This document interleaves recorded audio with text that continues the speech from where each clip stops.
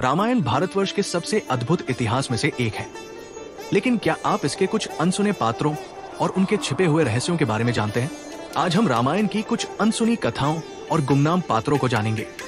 इनमें सबसे पहले आती है सोने की लंका की रानी मंदोदरी और फिर श्री राम की भूली बिसरी बहन शांता। कहा जाता है कि मंदोदरी अपने पिछले जन्म में एक मेंढकी थी जो एक पवित्र जलाशय में निवास करती थी। वे शिव भक्ति में लीन रहती थी और सदैव भगवान शिव की आराधना किया करती थी। उनकी तपस्या इतनी कठोर थी कि भगवान शिव ने प्रसन्न होकर उन्हें वरदान दिया। अगले जन्म में उसे एक सुंदर, गुणवान और बुद्धिमान स्त्री बनने का वरदान मिला जो अपनी सूझबूझ से सृष्टि को दिशा दिखा सके। लेकिन इस वरदान के साथ ही उन्हें जीवन में कई कष्टों का सामना करना पड़ा। वे मायासुर और अप्सरा हेमा की पुत्री बनी और आगे चलकर लंका नरेश रावण की पत्नी बनी।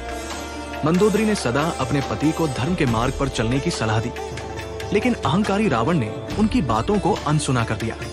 फिर भी मंदोदरी ने धर्म का मार्ग नहीं छोड़ा और सृष्टि को सत्य का मार्ग दिखाने का प्रयास करती रही। अब बात करते हैं शांता की। राजा दशरथ के 4 पुत्रों श्री राम, लक्ष्मण, भरत और शत्रुघ्न के बारे में तो सभी जानते हैं, लेकिन क्या आप जानते हैं कि उनकी एक पुत्री भी थी? शांता राजा दशरथ और रानी कौशल्या की पहली संतान थी।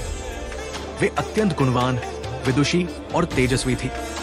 एक बार अंगदेश के राजा रोमपद और उनकी पत्नी वर्षिणी अयोध्या आए। वे निःसंतान थे, इसलिए उन्होंने अपनी बहन कौशल्या से अनुरोध किया कि वे अपनी पुत्री शांता को उन्हें गोद दे दें। महाराज दशरथ के लिए यह निर्णय कठिन था, लेकिन अपनी बहन की गोद सूनी देखकर उन्होंने शांता को अंगदेश को सौंप दिया। बाद में शांता का विवाह महर्षि ऋष्यशृंग से हुआ, जिन्होंने राजा दशरथ के लिए पुत्र कामेष्ठी यज्ञ संपन्न कराया। इसी यज्ञ के फलस्वरूप अग्निदेव के आशीर्वाद से राजा दशरथ को 4 पुत्र राम, लक्ष्मण, भरत और शत्रुघ्न की प्राप्ति हुई। इस प्रकार शांता की कथा रामायण में भले ही अधिक वर्णित न हो, लेकिन वे श्रीराम के जन्म की एक महत्वपूर्ण कड़ी थी। मंदोदरी और शांता की कथा से हमें ये सीख मिलती है कि जैसे मंदोदरी ने हमेशा रावण को अधर्म के मार्ग से हटने की सीख दी, लेकिन जब रावण ने उनकी बात नहीं मानी तो भी उन्होंने सच्चाई का साथ दिया।